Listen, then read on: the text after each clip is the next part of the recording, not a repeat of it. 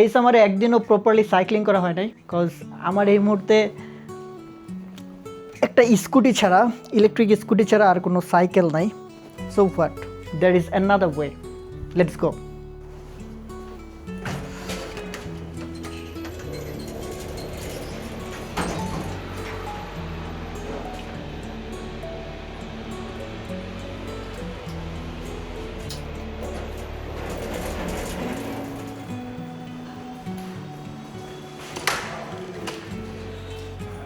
Mogę zostawić? Dziękuję.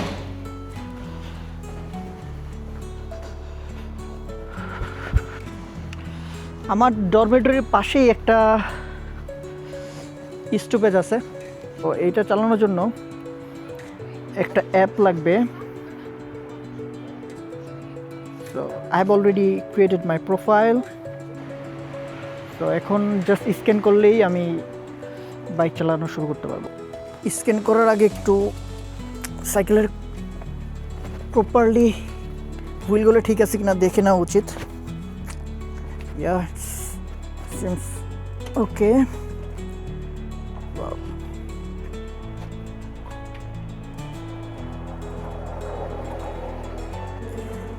I'm ready to ride.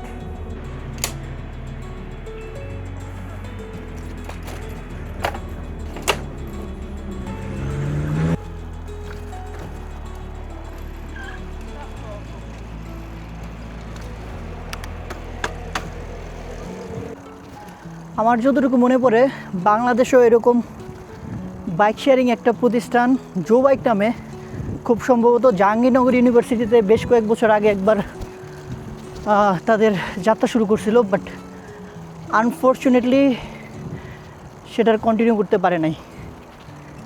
But সম্প্রতি একটা news দেখলাম, সেই একই প্রতিষ্ঠান জো বাইক তারা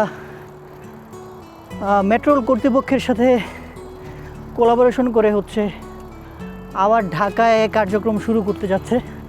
লেটস সি। এই বাইকগুলো খুবই হেভি। ইউজুয়ালি কোনো একটা মাউন্টেন বাইক আর road bike usually light weight থাকে, but mountain bike 10-12 even 13-14 KG হইলেও সমস্যা হয় না।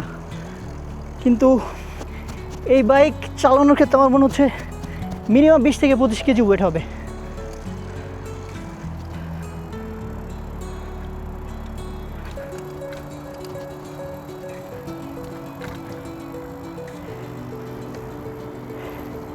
ওভারঅল এটা অনেক কমফোর্টেবল এবং সেফটি ফিচার খুবই ভালো।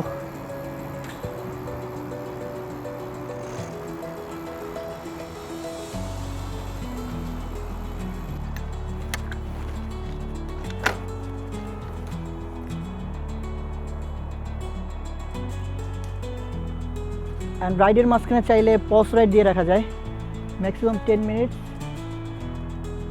খুবই কনভিনিয়েন্ট। এবং আমি যদি রেন্টের কথা বলি, প্রতি আধা ঘন্টায় 1 zloty, which is around 33 BDT, so it's really okay. আমার এই মুহূর্তে প্রাইমারি স্কুলের দিনগুলোর কথা মনে পড়তেছে। আমার স্পষ্ট মনে আছে ক্লাস 2 এবং 3-তে যখন আমি পড়তাম, আমার আব্বু আম্মু আমাকে কখনোই সাইকেল কিনে দিতে চায় নাই, ইভেন দেয়ও নাই তারা। আমি তাদের একমাত্র পুত্র সন্তান হওয়ায়, টিপিক্যাল বাঙালি প্যারেন্টসরা যেটা হয়, তাদের সন্তানকে নিয়ে অনেক ইনসিকিউর থাকে। সো আমার বাবা মা ব্যতিক্রম না। তো আমি কি করতাম, স্কুল ছুটি শেষে প্রতি আধা ঘন্টায় 10 টাকা ছিল খুব সম্ভবত। তো আধা ঘন্টা বা 1 ঘন্টার জন্য সাইকেল ভাড়া নিতাম 10 টাকা বা 20 টাকা দিয়ে। তখন বিকালে এলাকার রাস্তাগুলোতে চালাইতাম।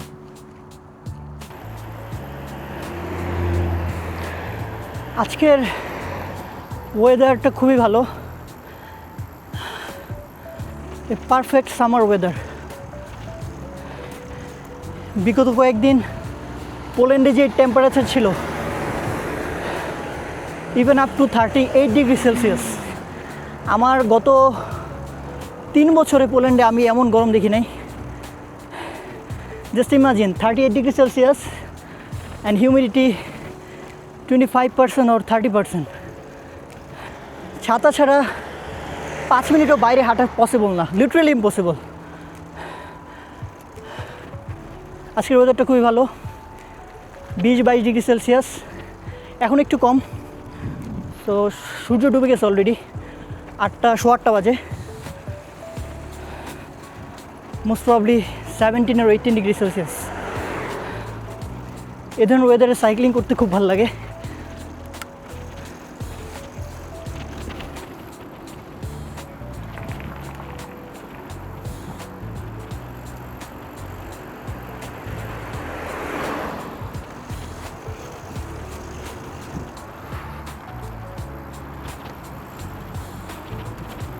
বিভিন্ন জায়গায় এরকম সাইক্লিং পয়েন্ট আছে, কিছুক্ষণ দূর পরই চাইলেই সুবিধাজনক স্পট থেকে সাইকেল নিয়ে সাইক্লিং করে আবার নির্দিষ্ট একটা পয়েন্টে পার্ক করে রেখে দেওয়া যায়।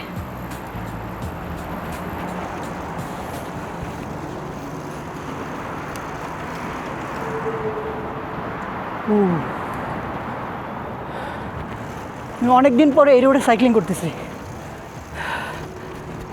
অনেক দিন না, অনেক বছর বললেও ভুল হবে না। Wow, beautiful.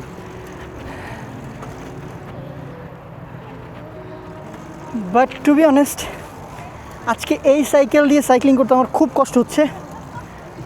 অনেক দিন পর সাইক্লিং করতেছি, এইটা একটা রিজন হতে পারে। অ্যাট দ্য সেম টাইম সাইকেলের ওয়েট প্রচুর, তো খুবই হ্যাভি সাইকেল। যখন আপহিলে সাইক্লিং করতেছি, উপরের দিকে উঠতেছি, এবং কোনো কারণে যদি সাইকেলের গতি কমে যায় তখন খুবই কষ্ট হচ্ছে।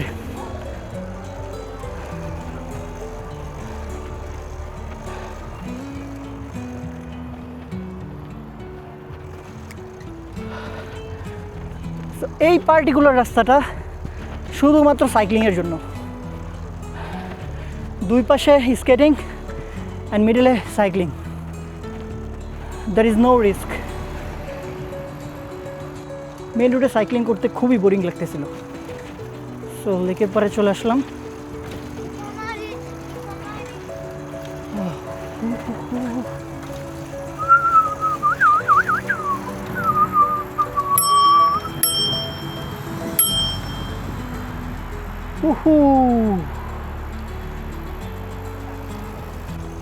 Although I couldn't feel the pain, I knew I had to try. So 30 minute হইতে আরও 6 মিনিট বাকি। না, এখন জমা দিব না, আরও 6 মিনিট সাইক্লিং করা যাক।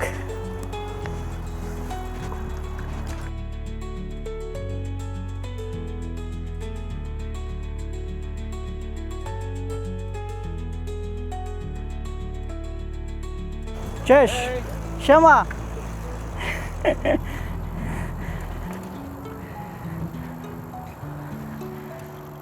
Probably I need to get back.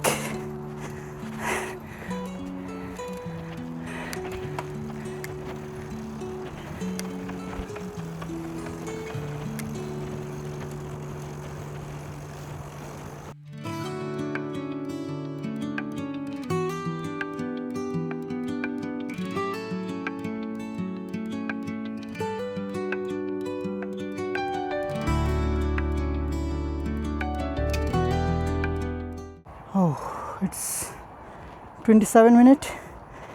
Still I have 3 minutes left.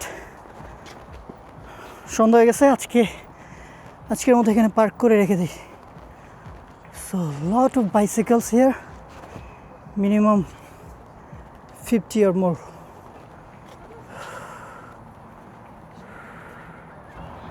অনেক দিন পর সাইক্লিং করলাম আজকে, খুব ভালো লাগতেছে। যদিও টু বি অনেস্ট একটু টায়ার্ড, বাট এই সন্ধ্যার সময় অসম এক্সপিরিয়েন্স।